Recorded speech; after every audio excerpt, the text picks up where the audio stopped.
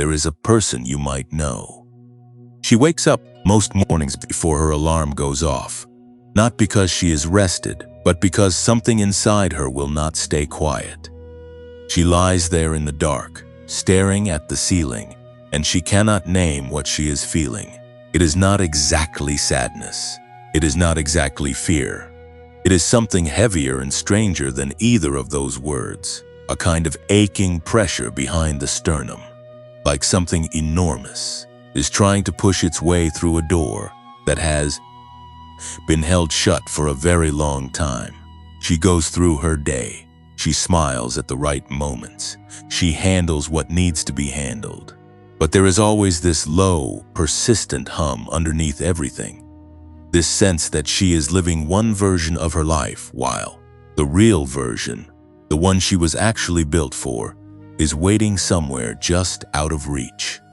She has tried to explain it to people she loves and watched their eyes go slightly distant, politely confused, because the feeling does not translate well into ordinary language. So she has mostly stopped trying to explain it. She carries it quietly. She prays about it in the small hours, and she wonders, more times than she would admit out loud, whether she has somehow missed her moment. That person is you. And I need you to understand something before we go any further. You have not missed anything. You have not been overlooked. And the fact that you are sitting with this message right now, in this exact moment of your life, is not a coincidence, not an accident, and not the result of an idle afternoon scroll. Something brought you here, something that does not make mistakes. You are a chosen one, and I do not use that phrase as a comfortable greeting or a hollow affirmation to make you feel better about a hard week. I use it because it is the most accurate description of what you are, confirmed not by your performance, not by your track record, and not by how well you have held yourself together, but by the very specific nature of what you carry. Chosen ones are not identified by their comfort. They are identified by their calling, and a calling by its nature does not feel small because it is not small. If we go deeper into what is happening for you right now, I want to give you something specific. There are signs that chosen ones experience, signs that are so particular and so consistent that when you hear them named, something in you will recognize them from the inside. Not because someone told you about them, but because you have been living them. The first sign is this: you have been experiencing a clarity in your dreams that feels less like ordinary dreaming and more like receiving. You wake up with images or words or feelings that linger well into the afternoon, and you sense that what happened while you slept was not random. The second sign is a frustration that has no clean explanation. It is not frustration at a specific person or a specific circumstance, though it sometimes attaches to those things.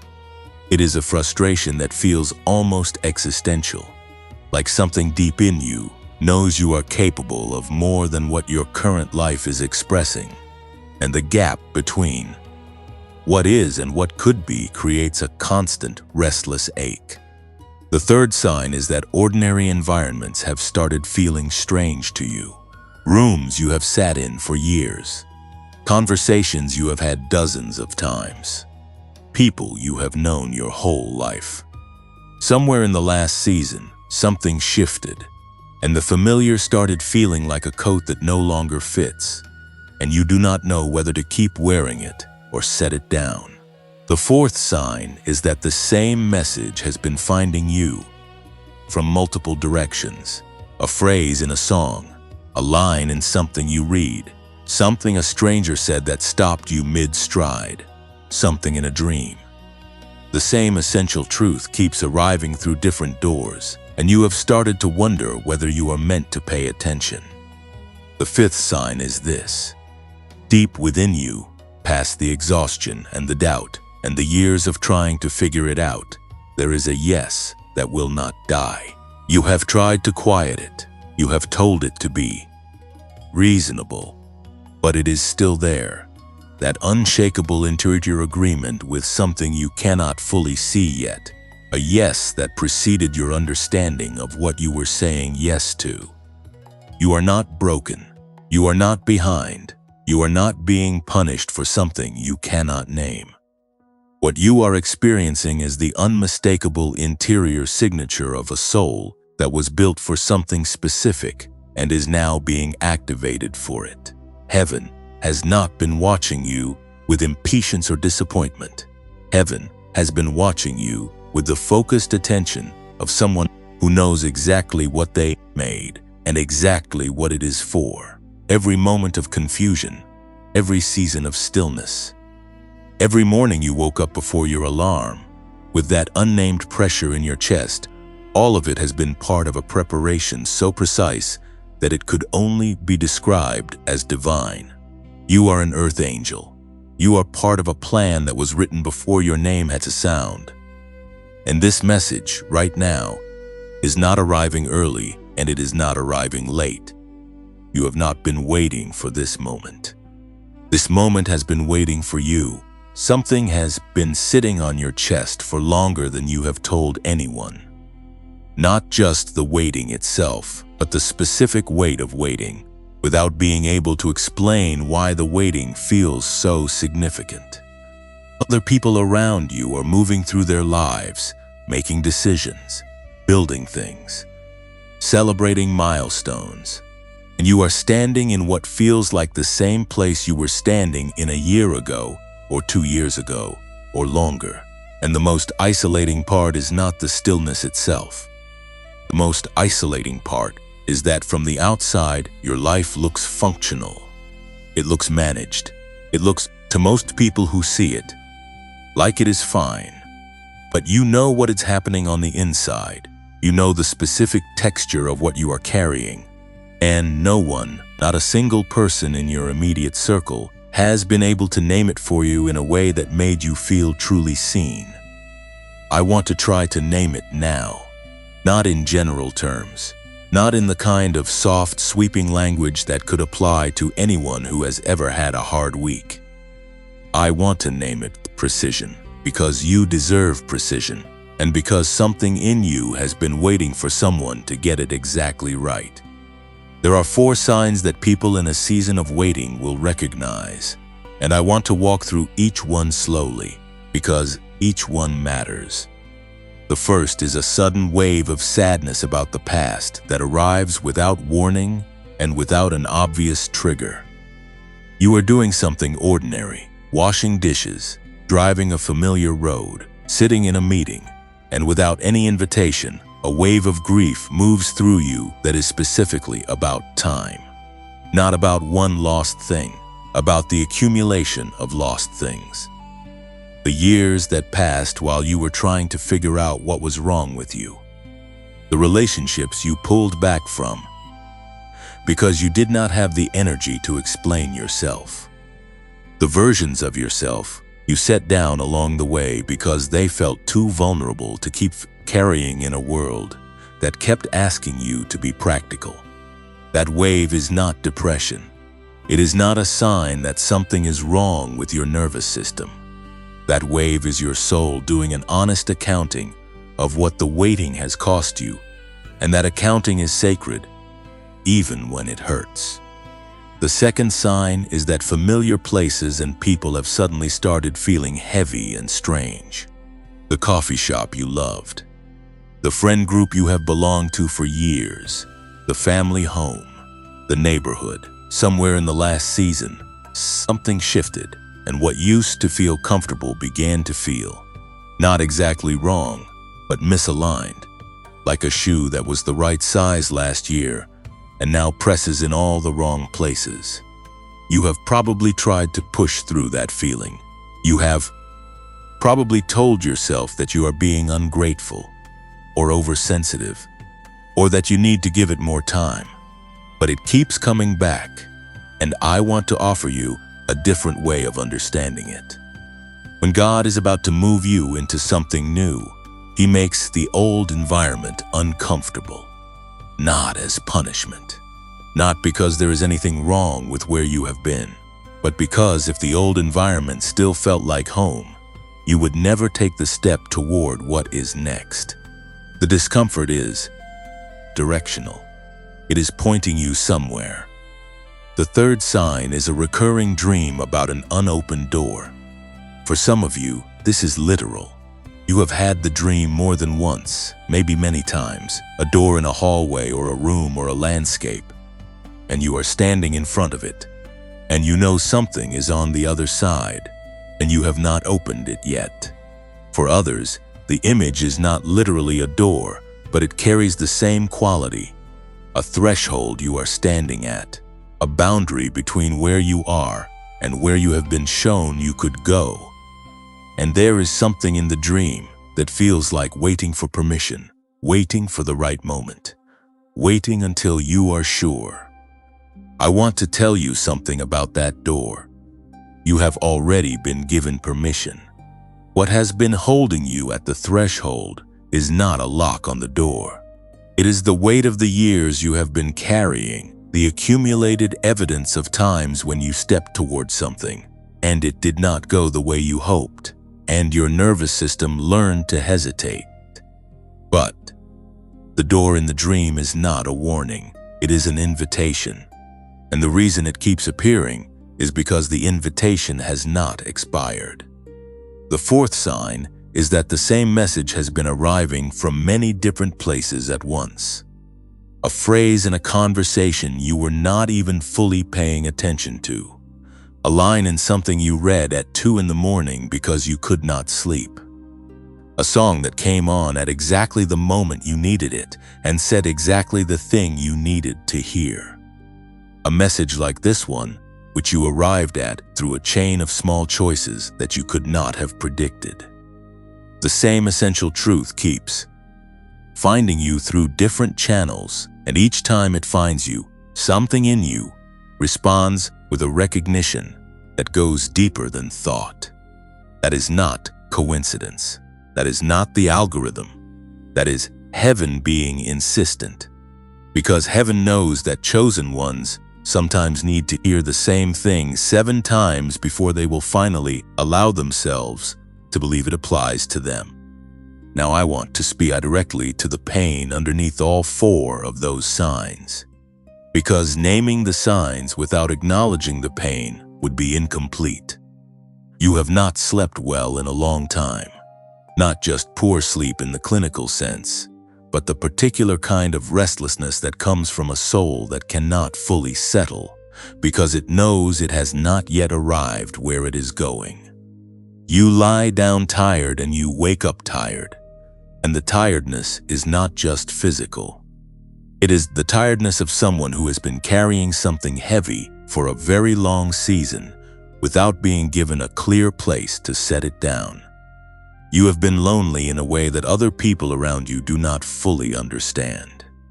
Not lonely for company, because you may have plenty of company. Lonely in the specific way that only chosen ones experience. A loneliness that comes from carrying a depth and a vision and a sensitivity that most people in your environment were not built to meet.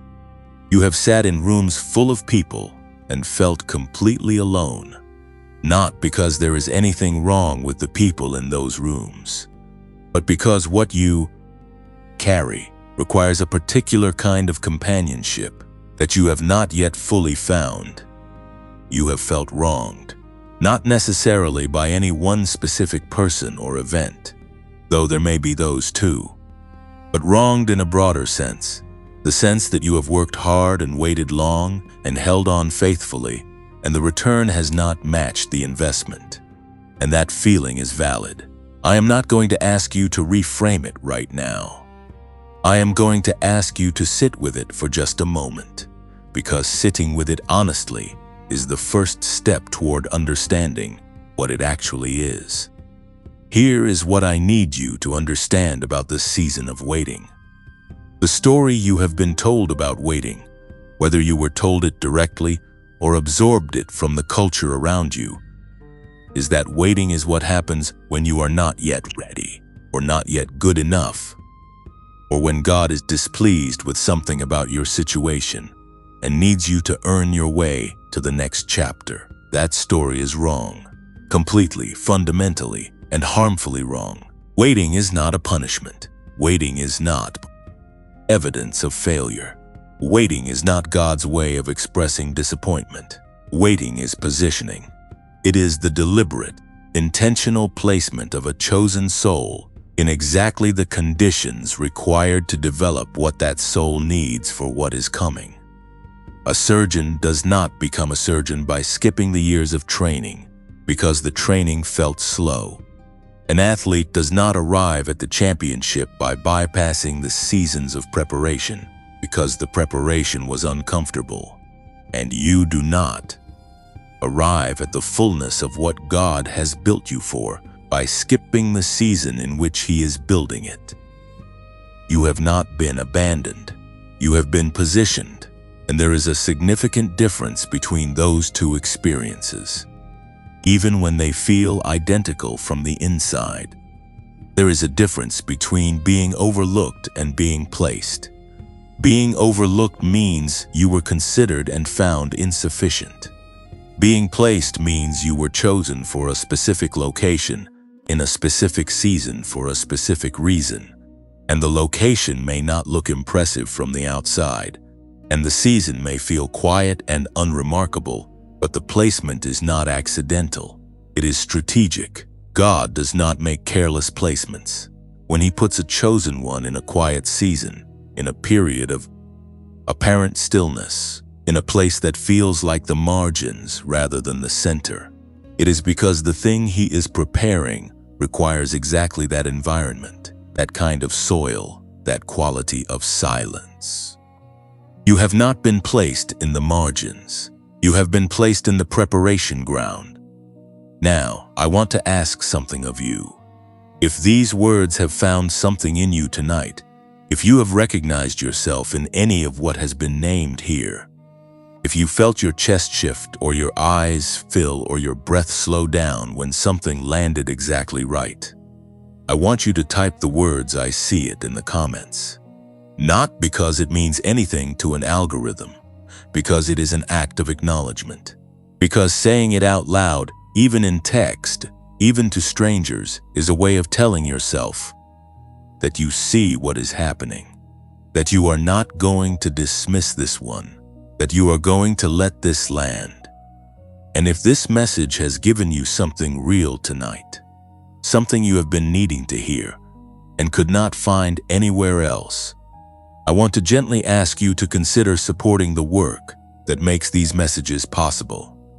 There is a donate link available, and if you feel moved to give, even a small amount, what you are really doing is making sure that the next chosen one who is sitting in their dark room at 2 in the morning, carrying something they cannot name, has somewhere to come. You are not donating to a channel. You are sending a lifeline forward to someone you have never met who needs exactly what you needed tonight. That matters. And if giving is not where you are right now, that is completely understood. You can support this work simply by sharing this message with one person who you sense is carrying something heavy. One share, one comment, one like. Small actions from chosen ones have a way of creating movements that no one saw coming. You are seen, you are known, and this is not the middle of your story. This is the turning point. You are still here, and I want you to notice that, not as a small thing, but as a significant one. You did not close this out when it got uncomfortable. You did not scroll away when it started to ask something real of you. You stayed, and staying in a season like the one you have been in is not a passive act. It is a declaration. It is your soul saying, out loud, in the only language it currently has available, that it is ready to receive something different than what it has been living with. That readiness is not nothing. That readiness is everything. So now I want to give you something practical, something you can carry out of this message and into your actual day, because chosen ones are not only built for revelation, They are built for action. And the revelation without the practice is like being handed a key and never walking to the door. What I am about to share with you is not complicated. It does not require a special location or a trained background or hours of your time. It requires 7 minutes and a willingness to show up honestly for yourself. That is all. 7 minutes. And if you have stayed with this message this long, I already know you have that in you. The practice I want to introduce is called the Return Protocol.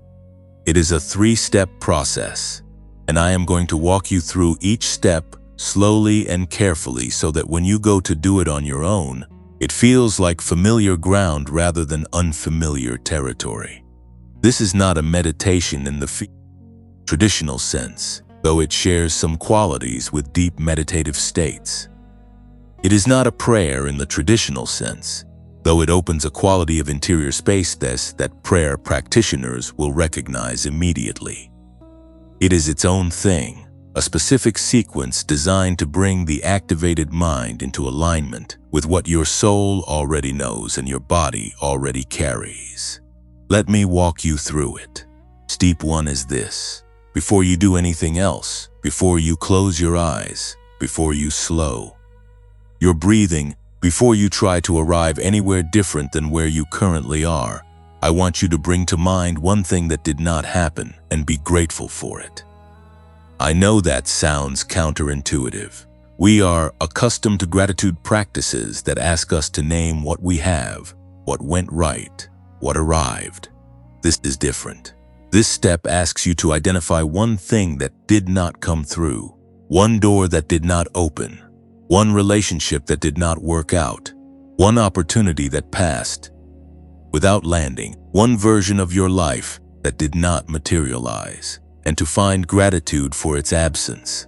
Not forced gratitude, not performed gratitude for the sake of following instructions, genuine gratitude.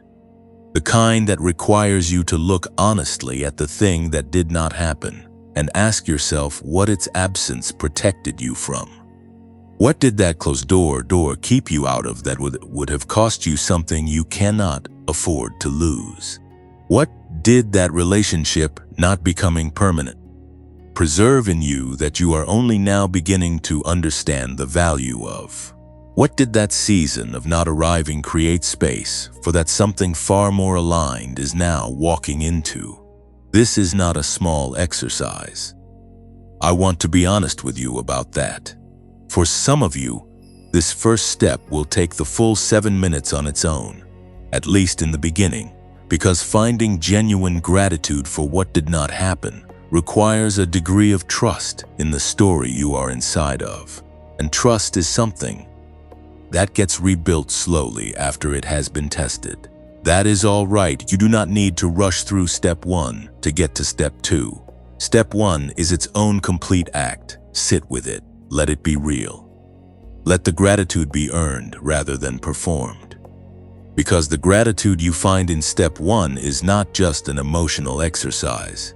It is a recalibration of your internal orientation toward your own history. It is the moment you begin to tell a different story about what has happened to you. Not a denial of the pain, not a bypassing of the cost, but a genuine expansion of the frame wide enough to see that what looked like loss from inside the moment may have been protection from outside of it. When you have found that one thing, when you have held it, and let the genuine quality of gratitude move through your body, even if it is small, even if it is tentative, even if it arrives more as a question than a statement, that is step 1, complete. You have just done something that most people never do. You have found something to be grateful for in the place where you were most inclined to feel only grief. Step 2 is a statement, a spoken declaration, said either aloud or silently, depending on where you are and what your circumstances allow. And the statement is connected to a specific understanding of time that I want to plant in you now and will return to more fully later in this message. The statement is this: I am not behind. I am not early. I am arriving at the time that was written for me before I had a name. Say it again if you need to. I am not behind. I am not early. I am arriving at the time that was written for me before I had a name. This statement is not wishful thinking. It is not positive self-talk in the shallow sense of that phrase. It is a declaration of alignment with a specific truth about the nature of divine timing that we will unpack more fully as we go further. But I want the statement in your body before the understanding is in your mind, because your body needs to begin practicing a new orientation before your mind has all its questions answered. Your mind will catch up. Your mind always catches up. But your body, your nervous system, the physical architecture of how you move through the world, that changes through repetition and declaration, not through argument. So step 2 is the statement. Say it. Let it land somewhere real. Do not evaluate it while you are saying it. Just let it be spoken, because spoken things have a quality of reality that thought alone does not. Step 3 is 7 minutes of silence. Not silence in which you are trying to achieve something. Not silence in which you are monitoring yourself for signs of progress or waiting for a specific feeling to confirm that it is working. Simply 7 minutes of uninterrupted, undemanding, receptive quiet in which you are doing nothing other than being present to whatever arrives. You can sit or lie down. You can have your eyes open or closed. You can be indoors or outdoors. The only requirement is that you give those 7 minutes fully to the practice and do not split them with your phone or a conversation or a task you are running in the background of your mind. 7 minutes of genuine, undivided, receptive quiet. Now I want to explain why 7 minutes specifically, because you deserve an explanation rather than just an instruction. 7 minutes is not an arbitrary number. It is not a marketing decision or a round number chosen for convenience. There is a specific neurological reason why 7 minutes represents an optimal threshold for what this practice is attempting to accomplish. And I will come to that reason in more detail very shortly, when I introduce you to something that will make this practice significantly more powerful. But for now, understand this. The brain requires a minimum period of uninterrupted stimulus to begin shifting its dominant frequency. Below a certain threshold of time, the shift begins, and then the interruption prevents it from completing. 7 minutes, under the right conditions and with the right audio environment, is the minimum period in which that shift can begin, deepen, and stabilize. That is why 7 minutes. That is why this specific threshold. And that is why, when you commit to the 7 minutes rather than cutting it to 4 or 5, because you feel like you are running out of time, you are actually giving your brain the precise window it needs to do what it was designed to do. I want to speak for a moment about what happens during those 7 minutes for chosen ones specifically. Because chosen ones do not experience silence the way most people experience silence. Most people experience silence as empty, as uncomfortable, as something to be filled as quickly as possible. Chosen ones experience silence as inhabited, as rich, as a place where something is already present and waiting to be received. If you have ever sat in a quiet room and had the unmistakable sense that you were not alone, that something was present with you that was benevolent and attentive, that is not your imagination working overtime. That is your sensitivity, which is one of the defining characteristics of a chosen one, registering what is actually there. And those 7 minutes of step 3 are not 7 minutes of emptiness. They are 7 minutes of contact. 7 minutes in which the noise of the world is set aside long enough for what is already moving toward you to close the remaining distance. There is one more thing I want to say about this practice before we move forward, and it concerns consistency rather than intensity. The return protocol is not designed to be a once-and-done experience. It is designed to be a daily practice, a 7-minute morning or evening ritual that accumulates its effects over time, the way compound interest accumulates its effects in an account. The first day you practice it, you will feel something. The 7th day, you will feel more. The 30th day, the person who wakes up will be recognizably different from the person who began. Not because the practice is magical, because the practice is neurological. Because the brain, when given consistent input at the right frequency over a sufficient period of time, literally reorganizes itself around that input. This is not a metaphor. This is documented, repeatable, peer-reviewed science. And what I am going to share with you in the next part of this message is the tool that makes step 3 not just effective but profoundly, measurably, and demonstrably transformative in a way that 7 minutes of ordinary silence, powerful as it is, cannot achieve on its own. You now have the practice. 3 steps: gratitude for what did not happen, declaration of divine timing, 7 minutes of receptive silence. You can do this today. You can do it tonight before you sleep, or tomorrow morning before the world asks anything of you. You can do it with nothing more than what you already have. And when you do, something will begin to shift. Something that has been waiting for exactly this kind of intentional opening to begin moving. The question is not whether the shift is possible. The question is whether you are willing to give 7 minutes a day to meet it. And I already know the answer to that question, because you are still here, which means the part of you that knows this is real has not stopped listening. Before I introduce you to the tool that makes step 3 of the return protocol exponentially more powerful, I need to lay one piece of foundation. Because without this foundation, what I am about to share will sound like a product, and it is not a product. It is a discovery. And the difference between those two things matters enormously, especially for you, especially now. Especially given how many times you've been offered something that promised transformation and delivered disappointment. I am not going to do that to you.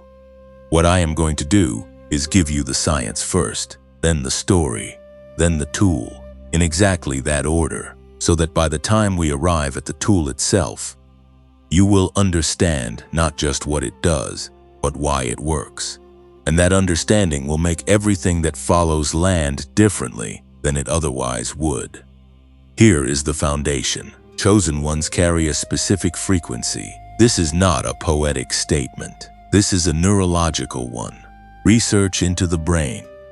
Activity of highly intuitive individuals.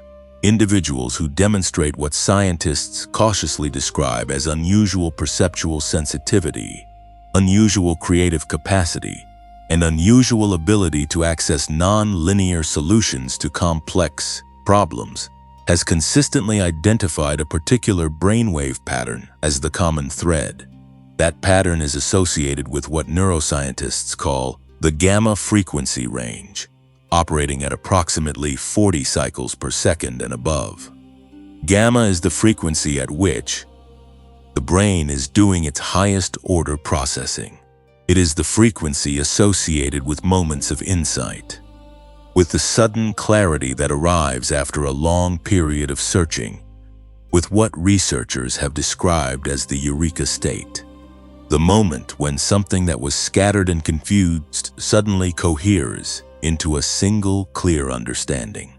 Gamma is the frequency of the chosen one's natural operating state.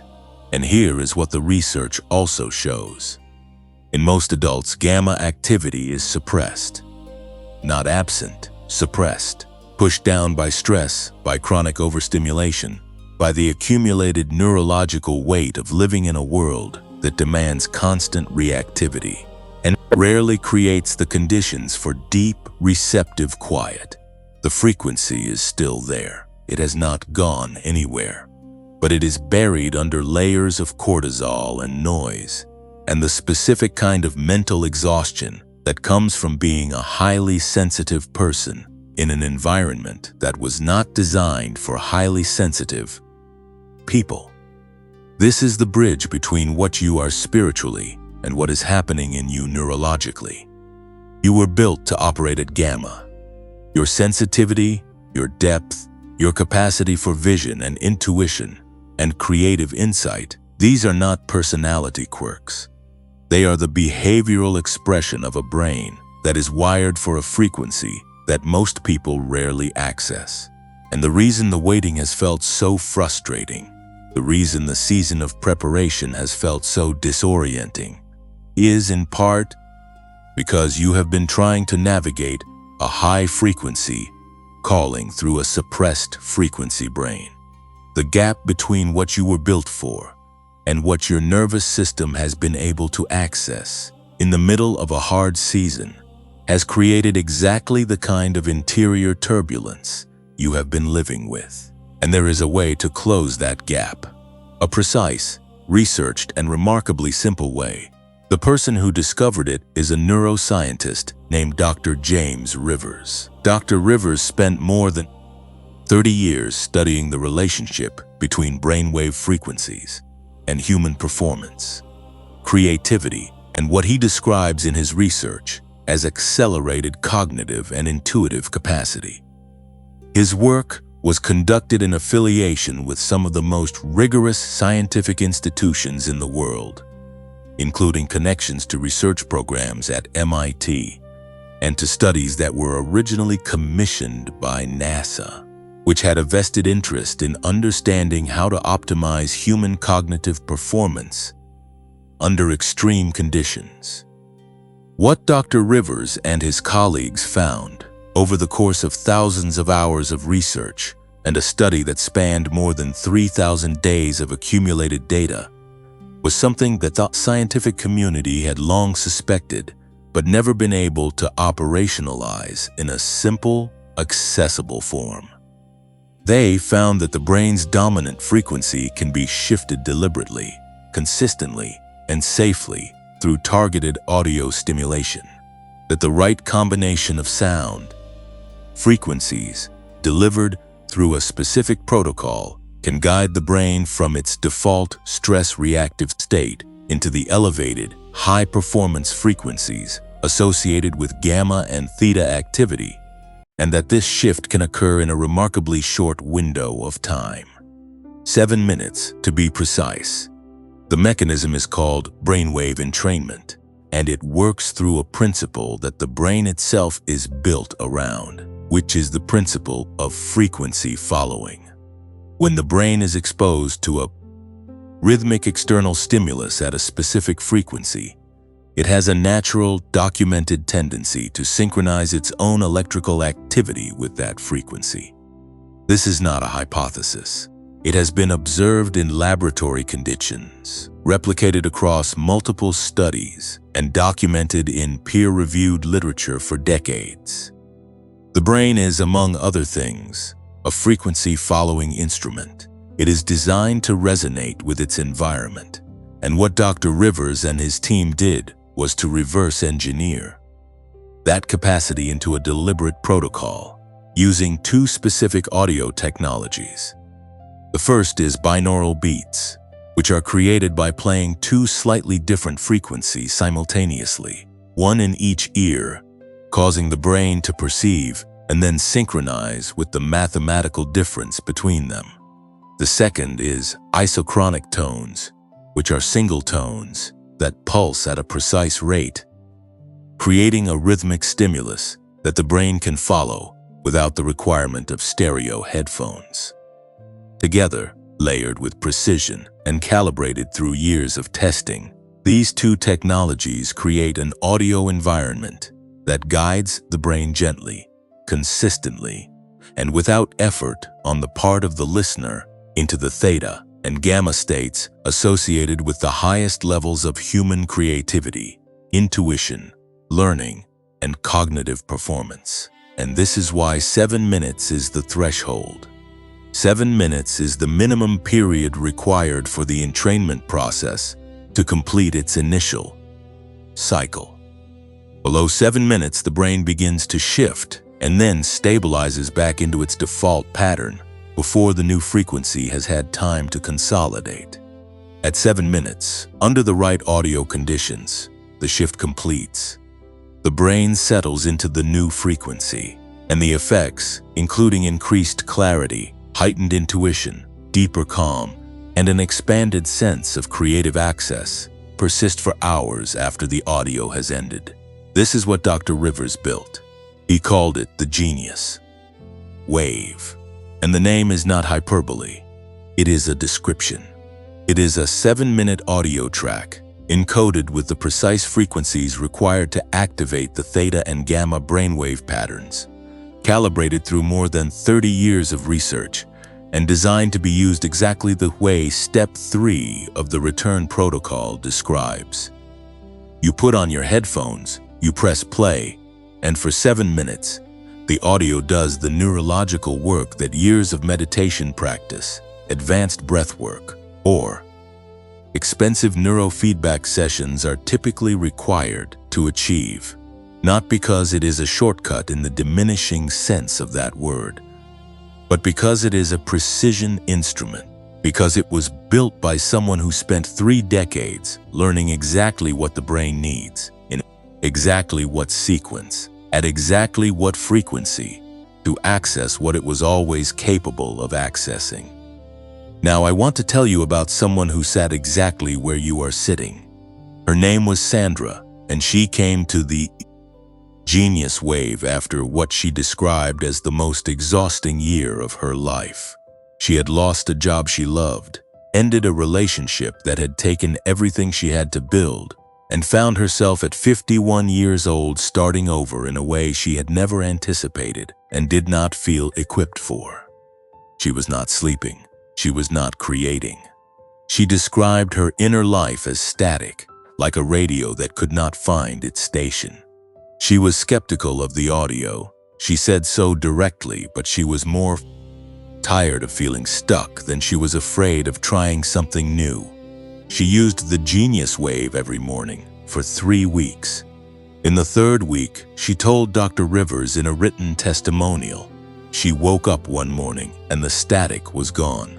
In its place was something she described as a signal, a clear, quiet, unmistakable direction about exactly what her next step was. Within 60 days of that morning, she had begun the work she now describes as the thing she was actually built for. She did not say the audio fixed her life. She said it cleared enough of the noise that she could finally hear what was already trying to reach her. That is what the Genius Wave does. It does not create something that was not there. It removes the interference between you and what is already there. Now, I know some of you are thinking that $39 is not nothing. And you are right. It is not nothing. For some of you, that amount represents a real decision, and I am not going to pretend otherwise, or talk past that reality with enthusiasm. What I will say is this. You have already spent more than $39, probably significantly more, on things that promise to help you feel better, sleep better, think more clearly, and move forward. And most of those things are sitting in a drawer or a deleted app folder right now because they did not deliver what they promised. The Genius Wave is backed by a 90-day money-back guarantee, which means that if you use it consistently for 90 days and do not experience a measurable shift in your clarity, your focus, your creativity, or your sense of interior direction, you get every dollar back. No questions, no conditions. 90 days of genuine engagement. And if it does not work for you, it costs you nothing. That is not a sales promise. That is a scientific confidence. Dr. Rivers offers that guarantee because he knows what the research shows, and he knows what happens when a chosen one with a suppressed gamma frequency is given the right audio environment for a sufficient period of time. The regular price for the Genius Wave is $49. Through the link in the pinned comment below this video, you can access it today for $39. That is the only place that price is available. Not through a search engine, not through a third-party site, not through any other link you find anywhere else. Only through the pinned comment below. There are counterfeit versions of this product circulating online. Recordings that use similar language, but were not built on Dr. Rivers' research and do not carry the precise frequency calibration that makes the original effective. I want you to be protected from those. The only version I can stand behind is the one in the pinned comment, because that is the only version I know was built with the integrity of 30 years of genuine neuroscience behind it. One more thing I need to say about timing. The $39 price is not permanently available. It is a limited access offer, and when it closes, the price returns to $49. I am not telling you that to create pressure. I am telling you that because you deserve accurate information about what is available to you right now versus what will be available to you later. If you feel something responding to what you have heard in this section, if something in you is recognizing that this is the missing piece of the practice you were just given, do not set it aside for later. Later has a way of becoming never for chosen ones who have spent years being almost ready. You are not almost ready. You are ready now, and the link is waiting for you in the pinned comment, exactly where I said it would be. There is something I need to do before we go any further, and it requires me to step away from the momentum of what was just shared, because momentum, as necessary as it is, can sometimes carry us past things that deserve to be stopped at. Things that deserve to be looked at directly and honestly before we move on. The Genius Wave is a real tool, and I believe in what it can do for you, and I will say that without hesitation. But I would be doing you a disservice, a genuine and significant disservice, if I moved from introducing that tool straight into the next encouraging word, without first making room for something that has been sitting quietly underneath everything we have talked about so far. Something that is true and heavy, and that chosen ones almost never get permission to say out loud. The waiting has cost you something. Not in the abstract, not in the vague, general way that difficulty costs everyone something. In the specific, concrete, irreversible way that years cost a person when those years are spent in a season that felt like suspension rather than progress. And I want to name what it has taken from you, not to open a wound, not to send you backward into grief when you are standing on the edge of something new, but because you have been carrying the weight of these losses without ever having them fully acknowledged. And unacknowledged losses do not disappear. They go underground. They become the quiet heaviness underneath every hopeful moment, the voice that says yes, but in response to every promise, the invisible anchor that keeps you from fully running toward what is coming. So we are going to look at it now, together, with honesty and without hurry. The years of waiting have taken relationships from you. Not just the relationships that ended or that never began, though there are those too, but the quality of presence you could have brought to the relationships that remained. If you had not been so deep inside the fog of a season that demanded so much of your interior energy just to survive. There are people in your life who deserved more of you than you were able to give during this time. Not because you did not love them, but because you were spending so much of yourself simply holding yourself together that there was not always enough left to show up fully for someone else. And you know this. You have felt the gap between the friend you wanted to be, the partner you wanted to be, the parent or sibling or child you wanted to be, and the version of yourself that actually showed up, depleted and distracted and trying its best but not its fullest. That gap is real. The relationships that could have gone deeper, the connections that could have been built during these years, the intimacy that could have been cultivated if you had been operating from your full frequency rather than from the reduced signal of a suppressed and exhausted nervous system. That is a genuine loss, and it deserves to be named as such. The waiting has also taken something from your sense of professional identity. There is a version of your career, a version of the contribution you were built to make in the world through your work that could have gone further by now. You know what you are capable of. You have always known, even when the knowing has painful precisely, because the gap between what you are capable of and what you have been able to express has felt so wide. There are ideas you have had that you set aside because the timing was not right, or the resources were not there, or the confidence required to step forward with them got eroded by one too many seasons of trying and not arriving. There are opportunities that passed while you were in the middle of a chapter that demanded all of your attention just to finish.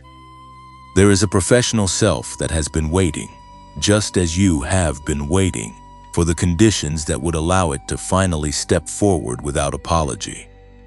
And the years that passed while those conditions were not yet present are years that cannot be returned. Then there is the loss of the freedom to tell your big dreams out loud. Do you remember when you used to do that? Do you remember the version of yourself that could articulate what you were hoping for, what you were building toward, what you believed was possible, without the protective layer of qualification that crept in somewhere along the way? Somewhere in the waiting, most chosen ones learned to hold their dreams more quietly, not because the dreams got smaller, but because the gap between the dream and the current reality became too visible to speak across without feeling exposed. It becomes safer to keep the vision interior, to protect it from the skepticism of people who have not been given eyes to see what you see. And that self-protection is understandable. It is even wise, to a degree, but it has also cost you something. The aliveness that comes from speaking your vision into the air. The energy that comes from letting the dream be real enough to be spoken. The connection that comes from finding the rare person who responds to your spoken dream, not with polite skepticism, but with recognition. You have been protecting your dream so carefully that you have also, perhaps, been keeping it from breathing, and perhaps the most significant loss of all. The waiting has, at certain points, taken your faith in yourself, not your faith in God, though there have probably been seasons when that was tested too, but your faith in your own perception, your trust in your own knowing, the confidence that what you sense about yourself and about what you are meant for is accurate rather than delusional.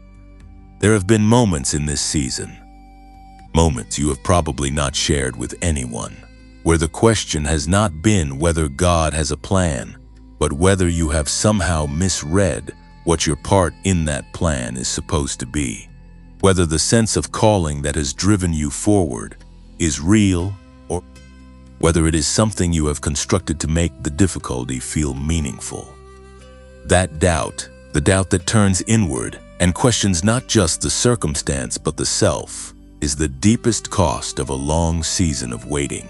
And it is the one that is the least often named, because naming it feels like it might make it more real. But leaving it unnamed does not make it less real. It just leaves you alone with it in the dark.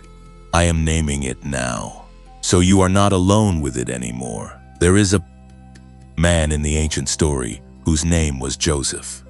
You probably know his name, but I want to stay for just a moment in the part of his story that is the hardest to sit with, because that is the part that is most relevant to you right now. Not the ending, not the moment of vindication, not the chapter in which everything makes sense and the years of suffering are understood in the light of what they produced. I want to stay in the pit. I want to stay in the moment before any of that resolution arrived. When Joseph was at the bottom of a literal hole in the ground, having been put there by the people who were supposed to love and protect him most, listening to them sit down to eat a meal while he sat in the darkness below them, his coat, the symbol of everything his father had poured into him, gone, sold, and no explanation offered, just the sudden, violent removal of everything that had made his life feel like it was going somewhere. There was a moment in that pit where Joseph did not know that Egypt was coming. He did not know that Pharaoh's dream was waiting for him on the other side of an unjust imprisonment. He did not know that the very gift that made him different, the gift that made his brothers hate him enough to sell him, was the gift that would eventually save a nation. In the pit, he knew none of that. In the pit, he knew only the cold and the darkness and the specific, devastating weight of having been betrayed by his own people in his own home on what had probably started as an ordinary day. He wept in that pit. I believe that without needing a text to confirm it. He wept the way you have wept in your own version of the pit, in the small hours, in the private moments, in the spaces where you allowed yourself to feel the full weight of what this season has cost you. He was not wrong to weep. His grief was not a sign of insufficient faith. His pain was not an indication that he had misunderstood his calling. His tears were not evidence of weakness. They were evidence of the depth of what was being asked of him, and of how much it cost him to carry it without the comfort of knowing the ending. I am not asking you to skip over your grief the way Joseph's story is often told in a skip, from the pit to the palace, with a brief acknowledgement of the years in between.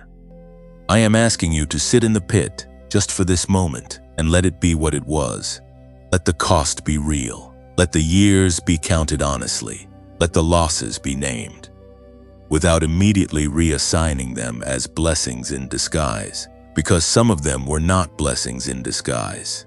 Some of them were simply losses, genuine, painful, significant losses that happened to a person who deserved better in that moment. And that is the truth. And that truth, that honest accounting of what the waiting has taken, is not the end of the story. It is not the conclusion. It is not the final word over your life, but it is the part that needed to be said before the next word could be heard properly. Because you cannot receive what is coming with your whole heart if your whole heart is still quietly holding the unacknowledged weight of what it cost to get here. You had to feel this part first. You had to let it be real first. And now that it is real, now that it has been named and held and not rushed past, something in you has been freed. Something that was locked behind the unspoken has been released. And what happens next? What begins to arrive in the space that has just been opened is something that the next part of this message was built to prepare you for. Something has been released in you. I want you to feel that before we go any further. The acknowledgement of what the waiting cost you, the honest naming of the losses, the permission to grieve without rushing toward the silver lining. That was not a detour.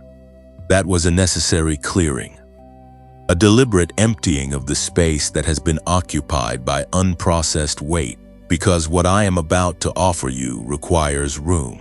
It requires a quality of interior openness that is only available when accumulated pressure of the unspoken has been relieved.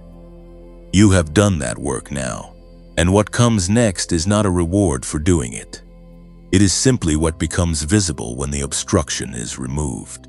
I want to introduce you to two ancient concepts, not academic ones, not the kind of ideas that live only in textbooks and seminary classrooms, but living concepts, breathing ones. Concepts that were developed by people who were navigating exactly the kind of season you have been navigating, and who needed language precise enough to hold what they were experiencing without diminishing it. These concepts have survived thousands of years, not because they are interesting, but because they are true, and truth has a way of persisting regardless of how many centuries pass over it. The first concept is kairos.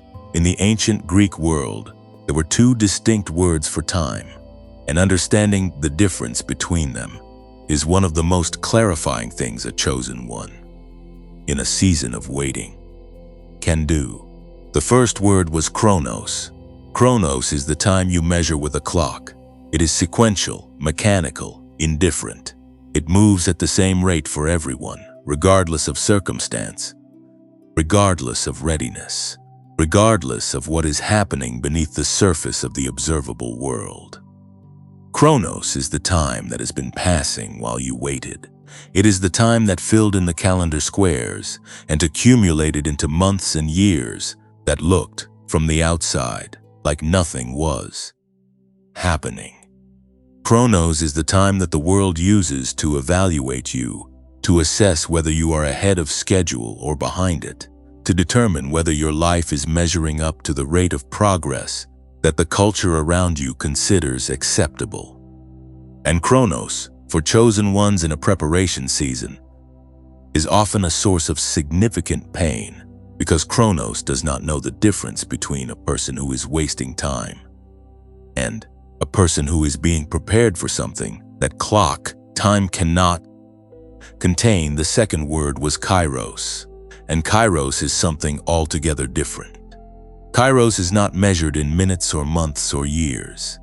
Kairos is a specific quality of moment, a moment in which the conditions align in a way that creates an opening that did not exist before and will not exist in the same form again. The ancient Greeks understood kairos as the opportune moment, the right time, the moment in which action becomes possible and fruitful in a way that it was not possible or fruitful before. But more than that, kairos carries within it a sense of appointment, of something that was always going to happen at this particular convergence of readiness and circumstance. A moment that could not have arrived earlier, not because God was slow, but because the preparation required for the moment to be fully received was still in process. Here is what I need you to understand about your current moment. What you are standing in right now is not more Chronos. It is Kairos. The clock has been ticking the whole time, yes. And you have felt every second of it, and the seconds have accumulated into a weight that has sometimes felt unbearable. But underneath the Chronos, beneath the accumulating calendar time that the world has been using to measure you against its own expectations, something entirely different has been occurring. A kairos has been forming, an appointed convergence of your readiness, your preparation, and a specific opening that heaven has been holding in, reserved for exactly this moment. You did not arrive here early. You did not arrive here late. You arrived here in kairos, which means you arrived here at the only moment in which what is about to happen could happen for you, with the fullness you were built to carry it with. This is not positioning as a reward for endurance. I want to be careful about that framing, because it implies that the waiting was something you had to earn your way through, as though the kairos arrival is a prize given to those who suffered enough or faithfully enough. That is not what kairos means. Kairos means that the moment was always appointed, that the convergence was always going to occur at this specific intersection of your story. The preparation was not about proving your worthiness. It was about developing the capacity to receive and steward what the kairos moment carries. You were not being tested for a grade. You were being shaped for a fit. The second concept is the midnight hour. In the symbolic language of the ancient world, and in the lived experience of every chosen one who has ever been brought to their knees before being lifted to their feet, midnight is not simply 12 o'clock in the evening. Midnight is a specific quality of experience. It is the moment of absolute maximum darkness, the point at which the light of the previous day has fully withdrawn and the light of the coming day has not yet appeared. It is the hour in which hope is most difficult to sustain, in which the evidence for things getting better is least visible, in which the interior resources of even the most faithful and resilient person have been reduced to their most elemental form. Midnight is the hour of the whispered prayer that has no words left, the hour of the tear that falls without a specific name attached to it, the hour of the question that cannot be asked out loud because asking it out loud would make the fear feel too real. You have had your midnight. Maybe you have had midnights. Maybe you are coming out of one right now, still carrying the specific chill of it in your bones, still blinking in what feels like a new quality of light that you are not yet entirely sure you can trust. The midnight hour is real. The darkness of it is real. And the ancient understanding of the midnight hour does not minimize that darkness or explain it away or reframe it prematurely into something easier to hold. It honors the darkness as exactly what it is, the deepest point, the bottom of the arc, the moment before the turn. But here is what the ancient understanding of the midnight hour also holds, and this is the part that changes everything. In the symbolic and theological tradition from which this concept comes, midnight is not only the darkest moment. Midnight is the threshold. It is the precise boundary between what was and what is coming. It is the moment in which the old day has fully expired and the new day has not yet declared itself, but is already, invisibly, irrevocably, undeniably in motion. The turning of the day does not begin at dawn. It begins at midnight. The first movement toward morning happens in the darkest hour, underground, unseen, in the place where no one is watching and the evidence is not yet visible. And what the ancient wisdom holds, what thousands of years of the testimony of chosen ones confirms, is this. At midnight, when everyone thought it was all over, heaven began to move. Think about the specific midnight that brought you to your yes. The moment or the season in which this last of your managed composure fell away and you stopped pretending you were fine and you said, in whatever language your exhaustion had available, I cannot do this on my own anymore. I need something I do not have. I am tired of performing strength I do not feel. If you are still there, I am saying yes. That moment, the midnight moment of your surrender, the moment in which you finally released the grip on your own management of your own life and opened your hands, that was not your weakest moment. That was your most powerful one. Because that was the moment the door opened. That was the moment the frequency shifted. That was the moment two angels were dispatched. Not because you finally got it together. Because you finally let go of the pretense that getting it together was yours to accomplish alone. The title of this message is not decorative.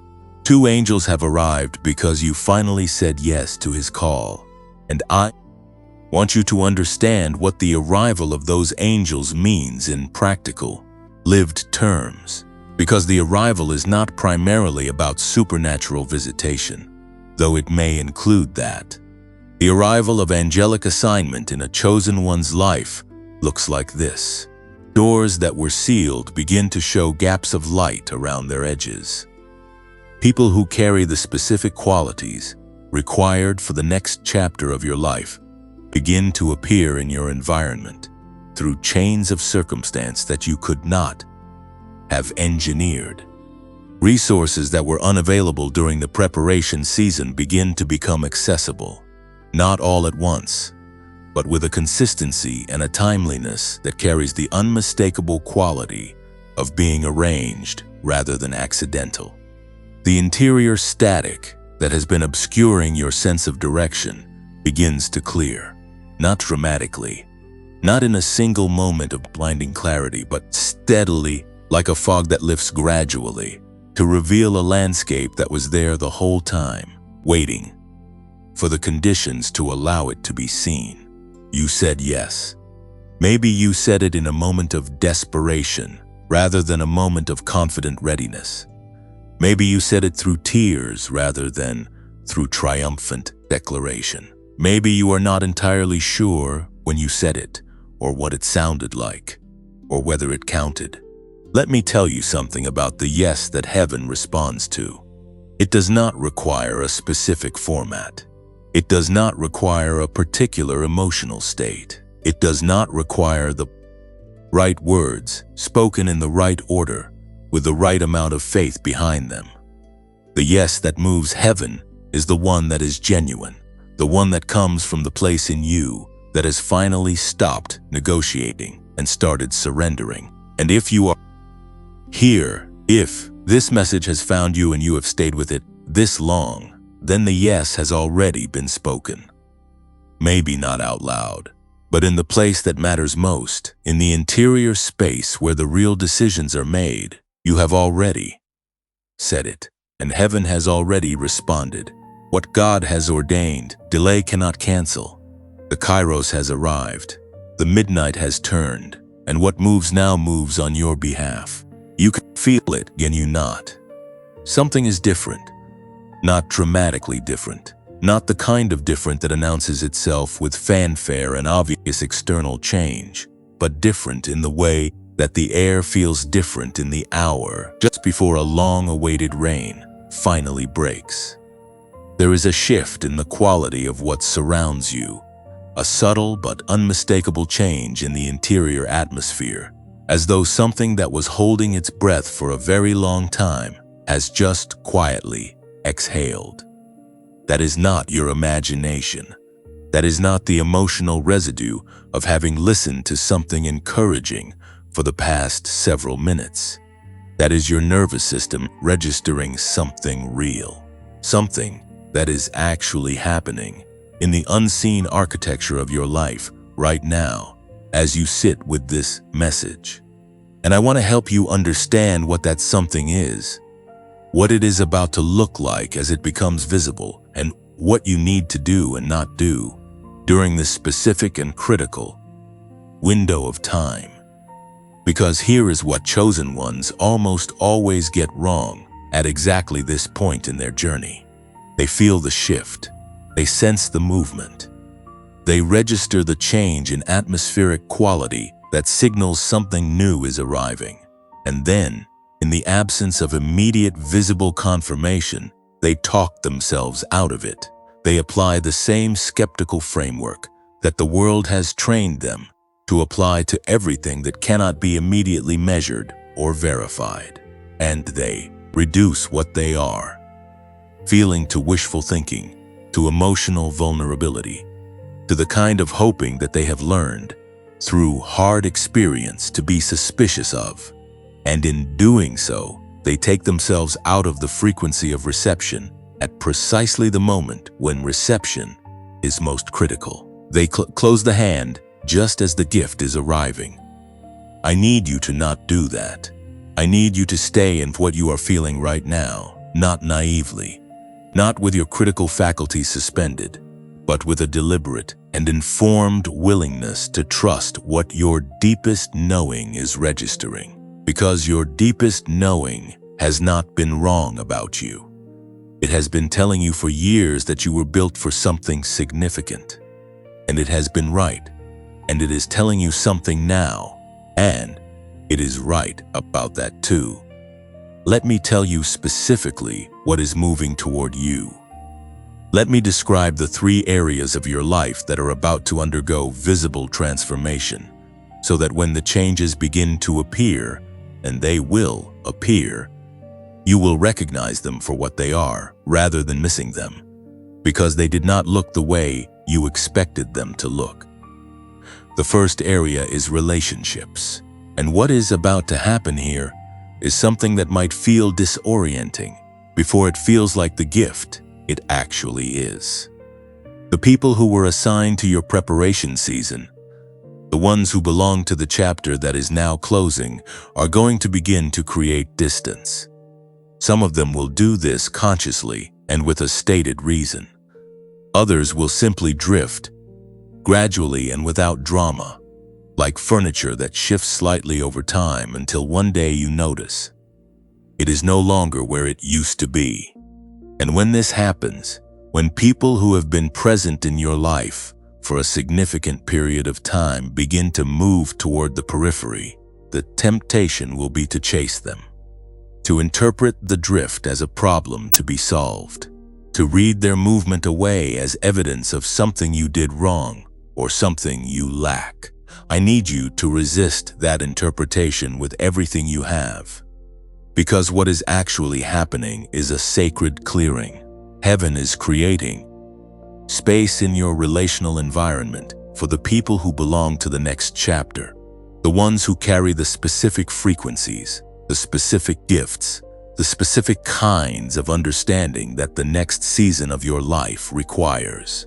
You cannot hold both the old assignments and the new ones in the same space. And heaven knows this even when it is painful. The drift is not rejection, it is redirection. And into the space that is being created, new people will begin to arrive. Not all at once, not in a dramatic scene of sudden community, but one or two at a time, through chains of circumstance that you will not be able to predict or engineer. People who carry something that resonates with what you carry will begin to appear in your environment. A conversation that starts in an unlikely place and goes unexpectedly deep.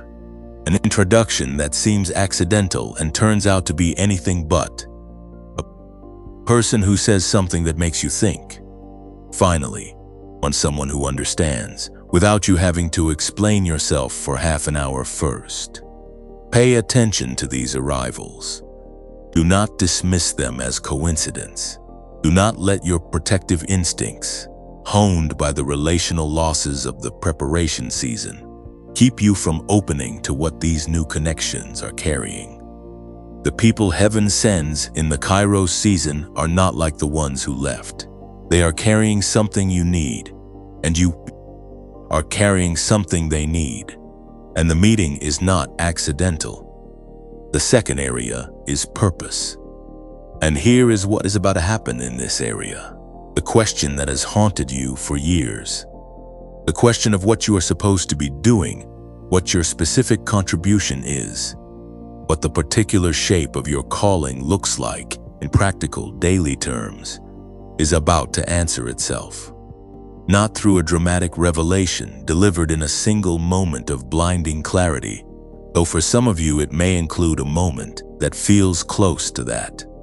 More often, it will answer itself through a single small step that becomes unmistakably obvious, a direction that presents itself with a quality of clarity that is different from the forced clarity of a decision you have been trying to manufacture through willpower and analysis. This clarity will feel quiet. It will feel settled. It will feel less like an exciting idea and more like a recognition, like something you already knew that has finally been allowed to surface. And the step it asks you to take will not be enormous. It will be specific and manageable and, when you look at it honestly, completely within your current capacity. Do not wait for the whole staircase to be visible before you take the first step. The step that is about to become clear to you is the only one you need to see right now. Take it. Trust that the next one will appear when you have moved to the place it becomes visible. The third area is resources and opportunities. And this is perhaps the most dramatic shift of the three, because in this area, the contrast between what the preparation season looked and felt like and what the Kairos season produces is the most stark. During the preparation season, chosen ones almost universally experience a relationship with resources and opportunities that feels like constant friction, like pushing against something that will not give, like applying effort and watching it, absorbed without return. like fighting for things that seem to come easily to people who are not carrying what you carry. That friction is not evidence of your inadequacy. It is the specific quality of a season in which the resources and opportunities available are calibrated to what the preparation requires, not to what the destination deserves. But the preparation season is over, and what replaces the friction is something that chosen ones often describe with the same word, and the word is flow. Not the absence of effort, but the quality of effort that moves with something rather than against it. The sense of being carried by a current rather than swimming against one. Opportunities that arrive without being forced. Resources that appear at exactly the moment they are needed, not always in abundance, but in sufficiency, and with a consistency that carries the quality of being provided rather than merely acquired. You are not going to have to fight for what is yours in the coming season the way you fought for it in the season that is ending. What is yours is going to find its way to you, because that is the nature of what heaven releases when a chosen one steps into their kairos. It is not luck, it is not favoritism. It is the natural consequence of alignment, of a life moving in the direction it was built to move in, finally, without the resistance of a season that was not yet complete. Now I need to tell you what not to do during this window, because this particular period, the threshold between the preparation season and the kairos arrival, is one in which specific behaviors can slow or interrupt the movement that has already begun. The first thing you must not do is retreat back into the management posture of the preparation season. The coping mechanisms, the self-protective patterns, the emotional distance, and lowered expectations that served you during the hard season, they are not needed in the same way anymore. And if you keep them active, out of habit, out of fear, out of the sense that it is safer not to fully believe this is real, they will create a buffer between you and what is arriving. You do not need to be protected from what is coming. You need to be open to it. The second thing you must not do is compare the pace of your kairos arrival with anyone else's.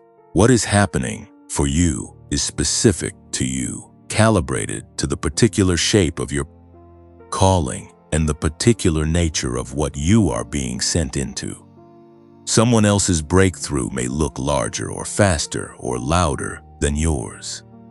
That is irrelevant.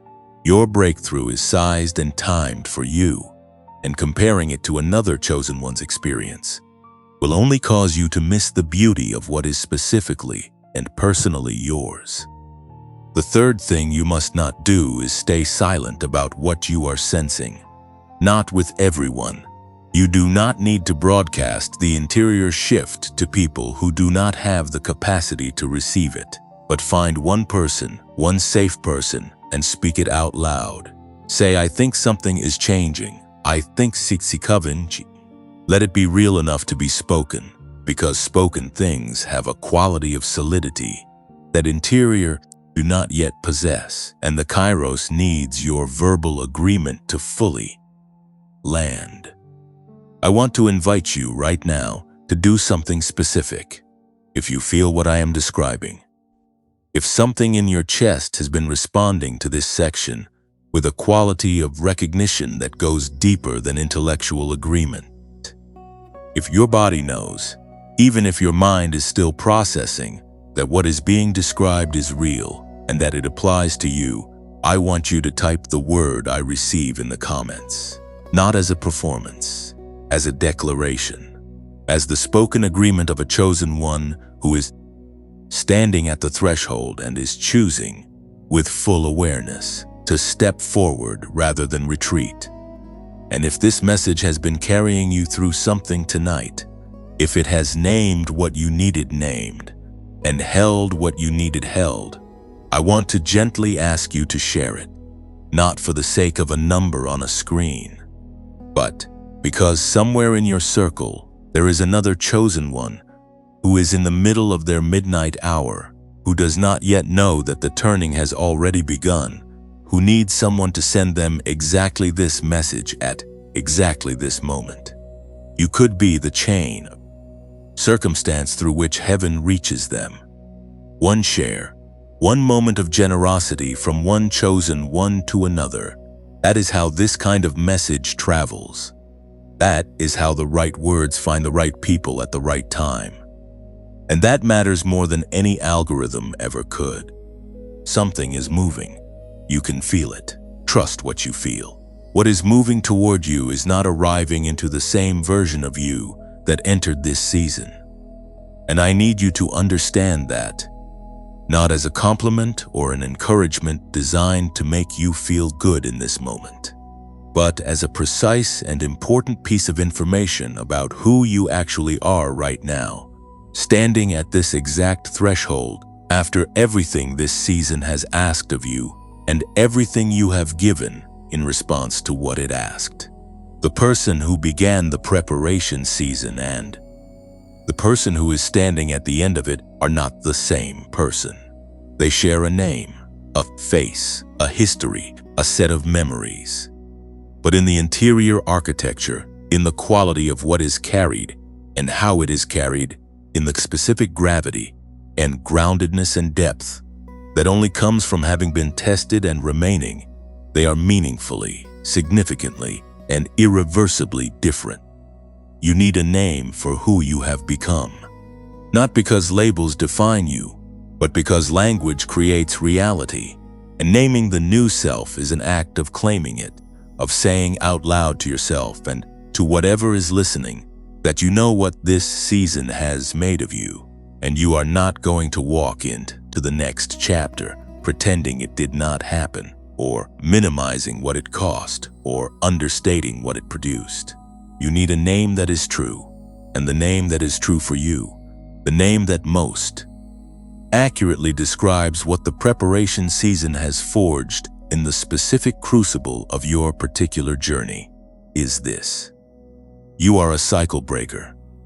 Let me tell you what that means, because the phrase is sometimes used casually, in a way that does not honor the full weight of what it actually describes. A cycle breaker is not simply someone who had a hard time and survived it. A cycle breaker is someone who, by enduring what they endured and emerging with their integrity intact, has permanently altered the trajectory of something larger than themselves. Patterns that have run in your lineage, in your family system, in your relational history, in the culture of the environment you came from. Patterns of scarcity, of silence, of smallness, of the specific ways that people in your line have responded to difficulty by diminishing themselves, or abandoning their vision, or settling for less than what they were built for. Those patterns end with you, not because you declared it, because you lived it, because you went through the season that was designed to reproduce the pattern, and you came out the other side carrying something the pattern could not account for and could not contain. You are not just surviving your history, you are rewriting it. And everything that comes after you, every person whose life is touched by yours in the coming season, inherits a different starting point because of what you chose to carry and refused to set down during the years that it would have been entirely understandable to set it down. That is what a cycle breaker carries. Not just personal breakthrough, generational shift. And you need to know that about yourself as you step forward, because the weight of what is coming is proportional to the significance of what is being broken. And you need to be standing in the full awareness of your assignment in order to carry it without being surprised by its size. Now I want to take you somewhere. I want to guide you through a specific experience, a visualization that is not an escape from reality, but a more accurate encounter with it. Because sometimes the most truthful view of where we are requires us to see it from a slightly different angle than the one our daily perspective provides. I am going to ask you to close your eyes if you are able to. Or if you cannot close them, to soften your gaze until the visual field blurs and the interior space opens. Take one breath deliberately, all the way in and all the way out, and then come with me. Picture yourself standing at a threshold. Not a metaphorical one, but a physical one, vivid and specific. It is a doorway, wide enough for you to pass through comfortably, and it stands at the boundary between two distinct spaces. The space behind you is the one you have been living in, and I want you to turn and look at it honestly, not with judgment, not with grief, just with the clear eyes of someone who is far enough from it now to see it whole. Look at the terrain of the preparation. Season. The rooms you sat in when the uncertainty was loudest. The roads you walked when the direction was unclear. The beds you lay in when the insomnia was at its worst. The conversations you had that cost you more than anyone who was not in them will ever fully know. The moments you stayed when everything in you wanted to go. The mornings you got up when getting up felt like an act of pure will, with nothing behind it but the faintest thread of belief that it mattered. Look at all of it. Let your eyes move across the landscape of what you have come through. And as you look, I want you to notice something. The terrain is not barren. It looks different than it did when you were inside it. From here, from the threshold, from this particular angle of vision, you can see things that were invisible when you were in the middle of them. You can see the moments in which you were being strengthened, even as you felt most fragile. You can see the relationships that taught you discernment even as they hurt you. You can see the closed doors that saved you from rooms you were not built to live in.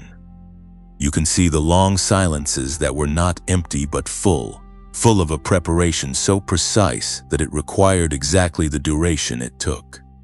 Look at it honestly and without flinching, and then let your eyes rest on it one last time with something that is not quite gratitude and not quite grief, but is the specific quality of recognition that comes when you finally see a thing whole. And now turn from the landscape behind you and face forward. Face the space on the other side of the threshold. And I want you to notice what is there. It does not look the way the movies promised it would look. It is not a dramatic vista of obvious abundance and visible triumph. It looks, at first glance, like simply more space, open, uncharted, unmarked space that extends further than your current vision can fully reach. But as your eyes adjust, as you hold the forward gaze long enough for your sight to settle, you begin to see things that were not immediately visible. You see light in the distance that moves the way light moves when it is alive, when it is coming from a source that is active and present rather than static and fixed. You see the outlines of things that you cannot yet fully name, but that carry a quality of rightness, of belonging, of having been placed there specifically because they belong to what you were built for. You see, at the edges of what is visible, the shapes of people, not faceless, not generic, but specific, carrying specific gifts, moving toward the same space you are moving toward, as though they have also been in their own preparation, seasons, and are also now arriving at their own thresholds. And the convergence of your arrivals is not accidental, but designed. And then I want you to look down. Look at the place where your feet are standing. Look at the threshold itself, the exact line between what was and what is coming, the precise boundary at which the old chapter ends and the new one begins. And I want you to notice something that is both simple and profound. You are already standing on it. You did not have to travel to get here. You did not have to earn your way to the threshold through sufficient suffering, or sufficient faith, or sufficient performance. The threshold is where you are, right now, tonight. In this moment, with this message, in whatever room or car or corner of the world you are sitting in. The threshold is not ahead of you. you are already on it. The step is not a leap across a vast distance. It is a single, small, entirely possible movement of the foot that is already lifted, the one that has been hovering over the new ground for longer than you realized, waiting only for the moment in which you understood enough to put it down. Put it down. Now let me speak something over you before we go forward. Not a formal blessing in the religious sense, though it is offered in that spirit. Just a few words that are true, spoken directly to the specific person you are, the cycle breaker who showed up here tonight when they did not have to and stayed when they could have left and received when every previous experience gave them reason to guard instead. May the clarity you have been searching for arrive in a form you can actually use. Not the blinding clarity of a single overwhelming moment, but the steady, quiet, daily clarity of a life that is finally moving in the direction it was built to move in. May the relationships that belong to the next season find their way to you through paths you would not have thought to look down. May the resources you need appear in time to be useful, not so early that you do not yet know what to do with them, not so late that the window has passed. May your sleep be different from here forward, not perfect, but inhabited by a quality of rest that the preparation season could not offer you, because rest requires a degree of settledness that the unsettled season could not provide, and the settledness has now arrived. May your mornings carry a different quality of light than the mornings that came before. Not because your circumstances will be instantly transformed, but because the person waking up in them has been, and a changed person in the same room experiences a different room. And may you walk into whatever comes next knowing, in the place that is deeper than thought and more reliable than feeling, that you are not walking alone, that the two angels who arrived because you finally said yes to his call are not metaphors or comforting abstractions. They are real assignments, moving in the unseen terrain of your life, clearing what needs to be cleared and opening what needs to be opened, and holding what needs to be held, so that what is coming toward you arrives to a person who is ready to receive it with their whole heart. You are a cycle breaker. Walk like one. The visualization has settled in you now, and I want you to bring it with you as we move into this next part of the message, because what I am about to share is not separate from what you just experienced. It is the practical extension of it. The threshold you saw, the new ground your foot is hovering over, the open space extends further than your current sight can reach. All of that is real, and it is about to become visible in three very specific areas of your daily life. Not someday. Not in a vague and distant future that requires you to hold your breath until it arrives. In the coming days and weeks and months, in the tangible, ordinary, Tuesday morning texture of your actual life, things are going to begin to shift in ways that are unmistakable once you know what to look for. But before I describe those three areas in detail, I want to ask you something practical. What do you need to do right now, today, in the next 24 hours, to position yourself to receive what is moving toward you? Because Kairos moments are not passive events. They are convergences. They require the chosen one to be in motion, not frantic motion, not the exhausting, grasping, make it happen by force motion of the preparation season, but deliberate and intentional motion. The kind of motion that says I am ready and I am moving to meet what is coming, rather than sitting still and hoping it finds me in whatever corner I have retreated to. So here is what I want you to do today, before this message is a memory and the weight of ordinary life reasserts its familiar gravity. First, write down the one small step that the clarity of this session has made visible to you. Not a plan, not a list, not a strategy document that maps the next 3 years. One step. The single, specific, manageable action that something in you already knows is the right next movement. It might be making a phone call you have been avoiding. It might be writing the first paragraph of something you have been circling for months. It might be sending a message to a person whose name keeps appearing in your thoughts. It might be signing up for something, applying for something, showing up somewhere you have been telling yourself you will get to eventually. Whatever it is, write it down. Physically write it. With a pen on paper, if you have those available. Because the physical act of writing something down is a neurological commitment that thinking about it does not create.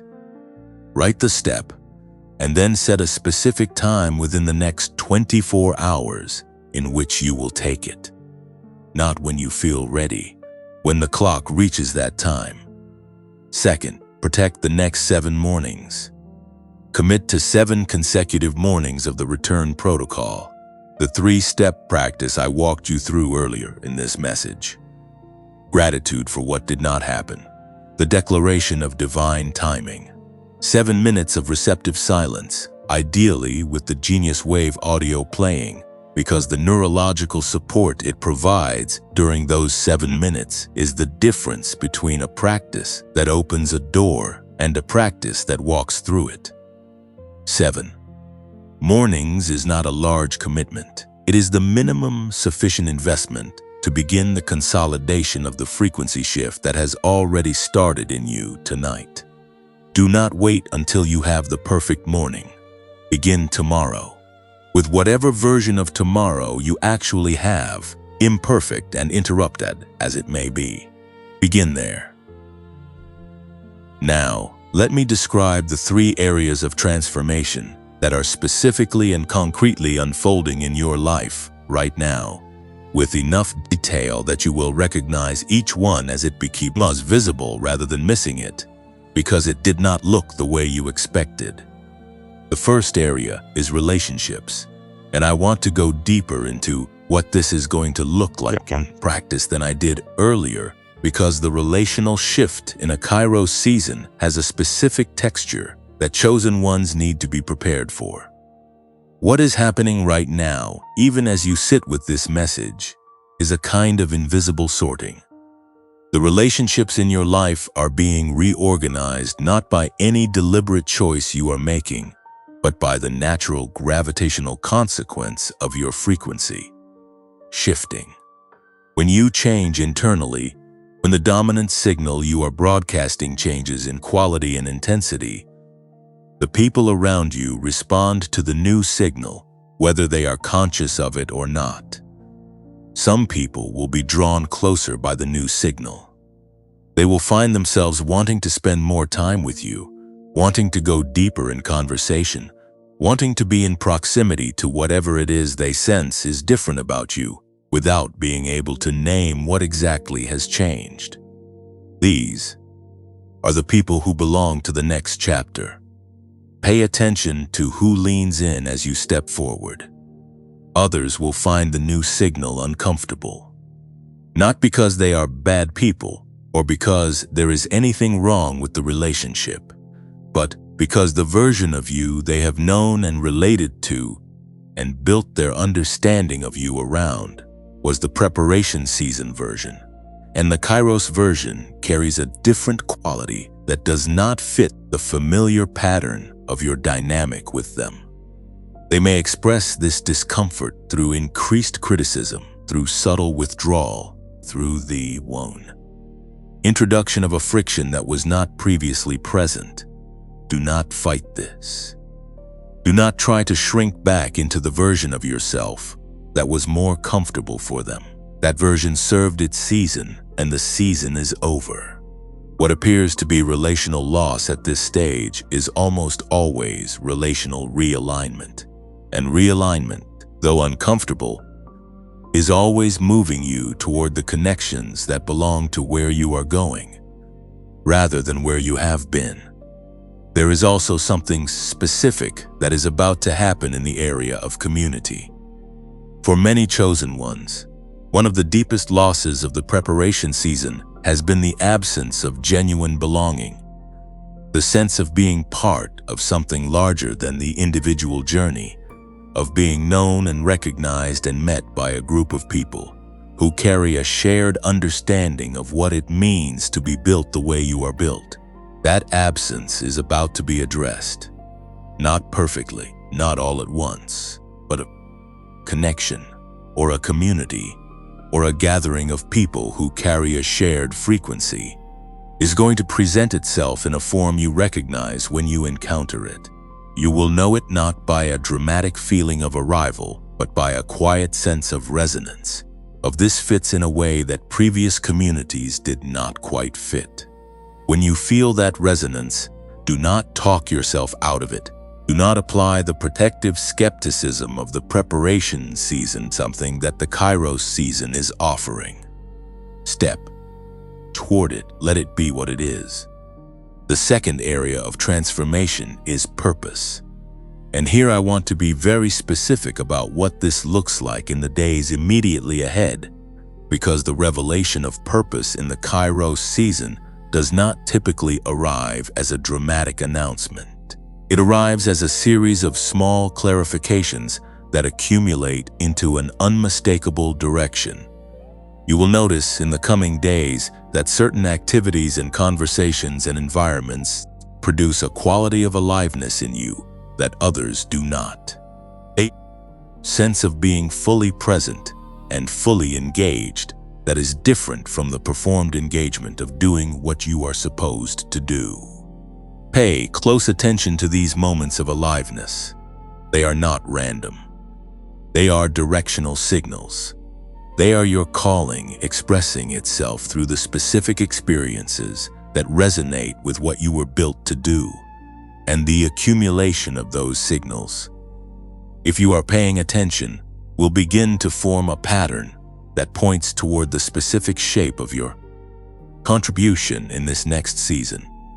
The question that has haunted you, the "what am I supposed to be doing" question, is going to begin answering itself, not through a sudden download of complete information, but through the progressive clarification of a direction that becomes increasingly obvious as you move toward it. The first step I asked you to write down earlier is part of this process. Taking that step will produce information that sitting still cannot produce. Movement creates clarity in a way that analysis alone never does. And the clarity that comes from taking the step will make the next step visible, and the step after that, and what begins as a single uncertain movement in an approximately right direction will, within a relatively short time, become a path clear enough to walk on with confidence. There is also something specific to say about the question of calling versus career, because for many chosen ones, these two things have been frustratingly misaligned during the preparation season. The work you have been doing to survive financially and the work you were built to do in the world have not always been the same thing, and the energy required to maintain that misalignment while also carrying the interior weight of the preparation season has been enormous. In the Kairos season, this begins to change, not overnight and not without your active participation, but the gap between what you do to sustain yourself and what you were built to contribute begins to narrow. Opportunities that honor both your need for provision and your need for meaningful contribution begin to appear. They will not always look exactly like you imagined them. They will almost certainly arrive through unexpected channels, but they will carry the quality of alignment. Of this is closer to what I was built for. And that quality is something you will recognize because you've been longing for it for long enough to know exactly what it feels like. The third area is resources and opportunities. And I want to say something here that is both honest and important, because the Kairos season's relationship with resources is often misunderstood in ways that set chosen ones up for disappointment. What is coming is not the sudden, dramatic, overnight reversal of every financial and material constraint you have been living with. What is coming is something more durable and more significant than that. What is coming is the end of the chronic, grinding sense of scarcity that has characterized the preparation season, and the beginning of a consistent, reliable, dignified sufficiency that carries within it the seeds of genuine abundance. The difference between scarcity and sufficiency is not always a large number. Sometimes it is a single unexpected provision that arrives at exactly the moment it is needed. A connection that opens a door that was previously closed. An opportunity that carries better terms than anything you have been able to access during the preparation season. A resource that appears through a channel you would not have thought to look down, offered by a person you did not expect to be the instrument of its delivery. Watch for these arrivals, and when they come, receive them without the instinctive hesitation of a person who has been disappointed before. The hesitation is understandable, but in this season, it is also costly. What heaven sends in the Kairos season requires a corresponding openness in the receiver to fully land. A closed hand cannot receive what an open one can, and you have been closed, protectively and understandably closed, for long enough. It is time to open. One more practical instruction before we move to the closing of this message. In the next 7 days, I want you to practice what I will call the daily acknowledgement. At the end of each day, before you sleep, take 3 minutes and identify one specific thing that happened that day, which carried the quality of provision, of arrangement, of something being placed rather than stumbled upon. It does not need to be large. A conversation that arrived at the right moment. A piece of information that answered a question you had been carrying. A small door that opened. A person who showed up with exactly the thing you needed. Name it, speak it. Let it be real and specific and registered as what it is.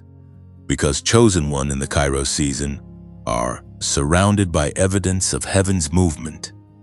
And the daily acknowledgement practice is the specific discipline that trains your perception to see it. What you acknowledge, you receive more of. What you receive more of, you build upon. And what you build upon in the Kairos season becomes the foundation of everything the next chapter is standing on. You have the practice, you have the direction, you have the 3 areas to watch and the specific signs to look for within each one. You have the genius wave to support the neurological dimension of the shift that is already in motion. And you have something more than all of those things combined. You have the yes that you have already spoken, and the 2 angels that yes has already dispatched, moving through the unseen terrain of your life right now, arranging what needs to be arranged, clearing what needs to be cleared, and holding open the door that your foot is already hovering over. Step through. It is time. I want to stop here for a moment before I say anything else, because there is something that needs to be said first, something that I do not want to bury underneath encouragement or wrap inside a larger point. I want to say it plainly and directly, with nothing around it to soften or dilute it, because you deserve to hear it exactly as it is. Thank you for showing up. Not for showing up in the performative sense. Not for clicking a button or finding a video or being in the right place at the right algorithmic moment. Thank you for the specific and courageous quality of showing up that you brought to this message tonight. Because showing up, when you have been disappointed before, when the previous times you allowed yourself to hope and lean in and receive produced outcomes that cost you more than they gave, when the accumulated experience of a long preparation season has trained your nervous system to be cautious about anything that asks you to be open, showing up anyway, staying with something that asked something real of you, letting it land in the places it was designed to land. That is not a small thing. That is an act of courage so quiet and so consistent that it rarely gets named as courage. But that is exactly what it is. There's a part of you that almost did not stay. I know that without needing you to confirm it. There was a moment, maybe more than one moment, during this message where the protective instinct said, "This is too much. This is asking too much. Step back, go somewhere safer." And you did not. You stayed, and the part of you that stayed, the part that was willing to be seen and named and held and challenged and invited forward, that part has been showing up for longer than just tonight. That part has been showing up for the entire length of the preparation season, in the small hours when faith was at its thinnest, in the ordinary moments when one was watching and there was no audience for the choosing, in the private and unwitnessed acts of continuing to believe in something you could not yet fully see. That part of you is the truest part, and it deserves to be thanked. You are not alone in this. I want you to carry that knowledge with you when you leave this message, not as a vague comfort, but as a specific and verifiable truth. Right now, in this exact moment, all across the world, other chosen ones are walking into this message. They are sitting in their own rooms, in their own languages, in their own versions of the preparation season, and they are hearing the same words you have heard tonight and feeling the same recognition you have felt. Some of them are in cities you will never visit. Some of them are in circumstances that look nothing like yours from the outside, but feel, on the inside, exactly like yours. Some of them are younger, standing at the beginning of their preparation season, needing to know that someone who has been further into it came out with their faith intact. Some of them are older, standing at a threshold that looks different from yours, but is made of the same material. And all of them, every single one, is carrying something that the world around them does not have the language to receive. Just like you. You are not in a small room with this message. You are in a very large room, and no one in it arrived by accident. I want to do something with you now, before we reach the final words of this message. I want to invite you into one last practice, one final act within the space of this conversation that will carry forward into the time after it. I want you to bring to mind everything you have been carrying, not to review it or analyze it or feel it again in its full weight, just to bring it to mind, to let it be present and visible in your interior awareness. The accumulated heaviness of the preparation season, the specific losses we name together, the years of waiting, the relationships that cost you, the dreams you held quietly so they would not be challenged, the faith in yourself that got eroded and has been slowly rebuilding, the loneliness of carrying something that the people around you could not fully meet. Bring all of it to mind, gently and without force. Just let it be present. And now I want you to imagine the threshold you stood at earlier in this message, the doorway between what was and what is coming. And I want you to picture yourself in this moment, standing at that threshold, and I want you to do one specific thing. I want you to set the heaviness down, not throw it away, not pretend it was not real, not perform a release you do not genuinely feel. Just set it down, deliberately and consciously, at the threshold. Like a traveler who has carried a heavy pack for a very long journey and has finally arrived at the place where the pack is no longer needed for what comes next. Set it down at the threshold. Let it rest there. Let it be witnessed, acknowledged, honored for what it carried and what it cost, and then let it be released from your grip. You can still see it if you look back. You have not denied it or erased it, but you are not carrying it into the next chapter, because the next chapter does not require you to carry it. The next chapter requires you to be free. Feel what that freedom is beginning to feel like. Even if it is tentative, even if it is just the faintest early quality of a lightness that you have not felt in a long time. Let it be real. Let it be the beginning of something that will grow. Now, before I release you into that something, I want to ask something of you, and I want to ask it in the most genuine way I know how to ask it, without pressure, without manipulation, without the kind of artificial urgency that treats generosity as a transaction. If this message has given you something real tonight, if something shifted in you during the time you have spent here, if you feel lighter or clearer or more seen or more ready than you did when you arrived, I want to ask you to pass it forward, not for me, not for a number on a screen, for the chosen one who is going to wake up on Monday morning without anyone to name what they are carrying, for the person who is in the middle of their midnight hour right now and does not yet know that the turning has already begun, for the one who almost talked themselves out of showing up and who will, if this message reaches them, feel exactly the relief that you felt tonight when something finally named what you had been unable to. Name yourself. You can pass it forward by sharing this video with one person, just one. The person whose face appeared in your mind somewhere during this message, the one who has been in their own quiet preparation season, the one who would feel seen by these words in the same way you felt seen. Share it with them. Not with an explanation, not with a disclaimer, just send it. Let the message do what it was built to do. You can pass it forward by subscribing to this channel if you have not already, so that the next message, the one that is already being prepared for the next chosen one who needs it, finds its way to you and through you to the people in your life who need it too.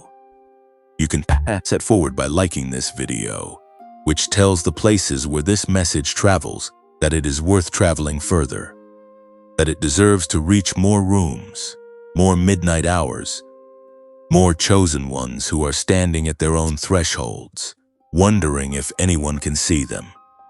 And if you feel moved to give, if something in your heart wants to participate in this work at a level beyond a click, there is a donate option available.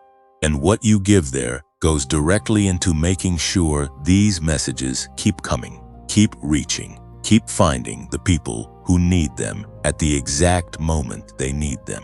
That is not a transaction. That is one chosen one saying to another, I see what this work is doing, and I want to be part of how far it reaches. Give what you can. Give what feels right. And if giving is not where you are in this season, know that your presence here tonight, your staying, your receiving, your willingness to be moved by what moved you, that is already a gift. One more thing. If the genius wave found you somewhere in the middle of this message, if when I was describing the 7-minute practice and the theta and gamma frequencies and the neurological dimension of the shift that is already happening in you, something in you said yes, that is the missing piece, then I want you to know it is waiting for you. In the pinned comment below this video, you will find the link. $39. 90 days to try it with complete confidence. And if it meets you where you are and does what I know it is capable of doing, for chosen ones who are ready to receive it, what you will experience in the weeks that follow will make the investment feel like the most obvious decision you have made in a very long time. It is not pressure, it is an open door. And you will know from the inside whether it is a door that belongs to this moment for you. Trust what you know. The wait is at the threshold. The angels are in motion. The Kairos has arrived. And you, the cycle breaker who showed up tonight and stayed and received, and is now standing at the beginning of something that the preparation season was always building toward. You are ready. Not almost ready. Not ready when a few more things fall into place. Ready now. Completely, specifically, and irreversibly ready. In this body, in this moment, in this life that was built for exactly what is coming. Walk forward. You know the way, and you are not walking alone.